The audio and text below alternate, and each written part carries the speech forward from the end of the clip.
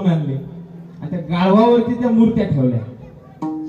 हो, आणि गावामधून संपूर्ण त्या ठिकाणी प्रदक्षिणा झाली मूर्त्याची. मूर्त्या थोड्या उंच होत्या. हा, आणि माता भगिनीच्या काही मूर्त्याला पूजा करायला जायच्या ना, तर त्याचा हात पुरत नव्हता मूर्तीपर्यंत. पण ते काय करायचे, गाढवालाच त्या ठिकाणी तिलक लावायचे. हो, गाढव म्हणला दिवस बदलले बर का, आपले दिवस बदलले.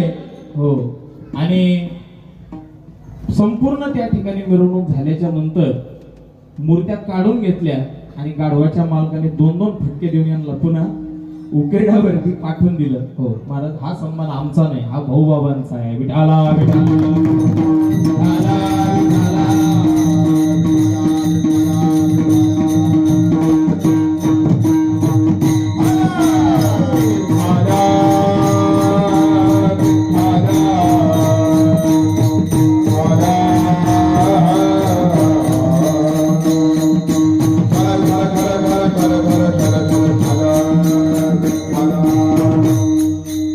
दुसऱ्या चरणामध्ये सांगतात की रामकृष्ण वासुदेव गोपाळ वाचे आठवा. हो, भगवान परमात्म्याचं नाव तुम्ही आठवा बर का. हो, कुणी आठवलं? जगद्गुरु तुकोबारायांनी आठवलं. हो, दीन रजनी हाती भावना, दीन रजनी हाती